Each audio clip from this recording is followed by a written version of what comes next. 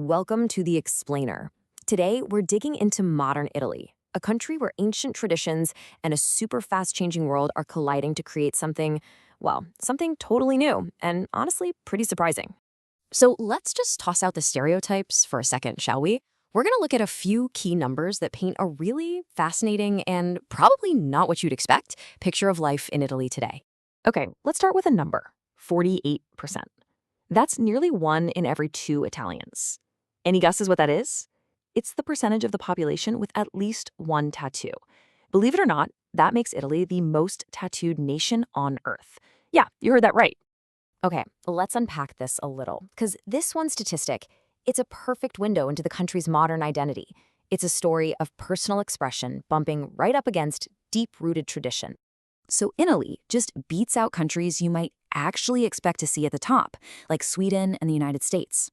But here's the thing that makes it uniquely Italian. Most Italians have just one tattoo. And a lot of the time, that single tattoo is a nod to their national pride. You see a lot of silhouettes of the Italian peninsula, for example. And here's where it gets even more interesting. In Italy, it's the women who are leading this body art trend. That completely flips the script on the typical pattern we see in most other countries around the world. So you've got this incredible tension, right? You have a culture that's so deeply anchored in tradition, but at the same time, there's this powerful drive for modern self-expression. And that can cause some real friction, especially in the workplace, where having a tattoo can still be a barrier, something that's pretty much a non-issue in the rest of Europe or the US.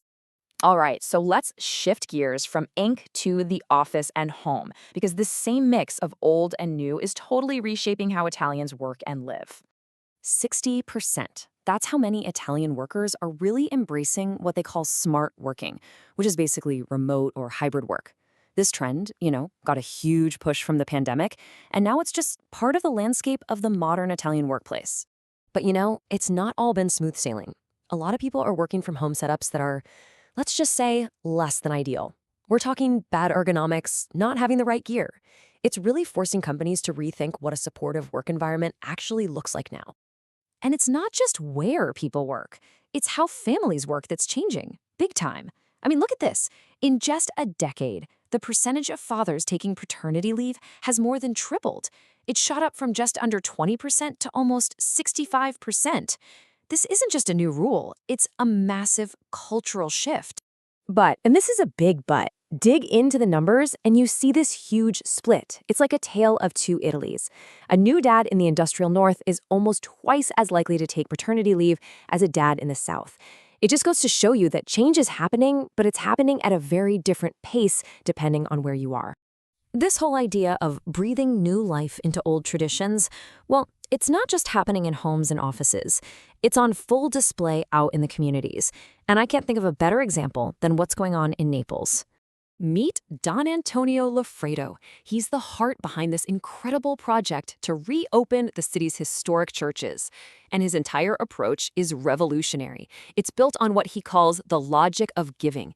His thinking is that if you offer something beautiful as a gift, people respond with more genuine generosity than if you just charge them for a ticket. And he's not just talking about it, he's doing it. His initiative trains young people, many from tough backgrounds, to be guides. They offer their knowledge as a gift. It empowers them through art, gives them skills, gives them purpose, and in his own words, it creates beauty squared. The beauty of the art plus the beauty of helping someone change their life. How cool is that? And this spirit isn't just a one-off thing in Naples, it's happening all over. Take the crochet therapy tour. Seriously.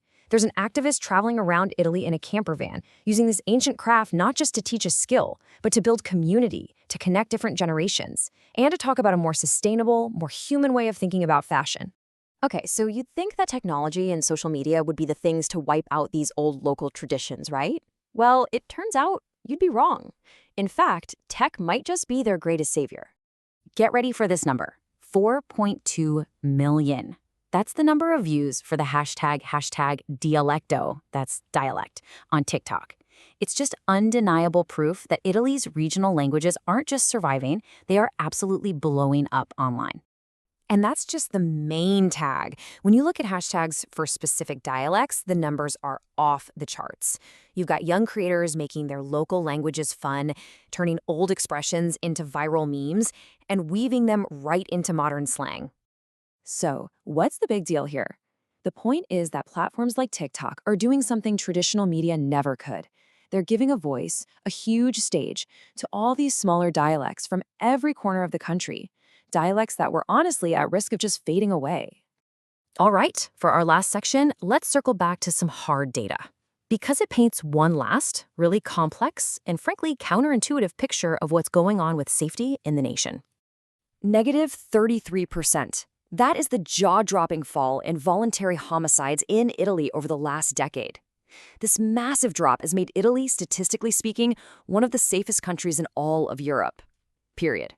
But, like everything we've talked about today, the story is never that simple. You have to look closer. Because while the overall rate is way down, the percentage of these crimes committed by minors, that number has almost tripled in a single year. It jumped from 4% to 11%. And again, context here is everything. Even with that worrying trend, you have to zoom out. Italy's overall homicide rate is just incredibly low on a global scale. It's a tiny fraction of what you see in other places, which just reminds you that the data always tells a story with many, many layers. So, from tattoos and remote work to ancient crafts finding new life on TikTok, what we're seeing is an Italy that is so much more complicated, so much more dynamic than the postcards ever let on. It's a nation that's constantly evolving, which leaves us with one last question. What stereotype is it going to shatter next?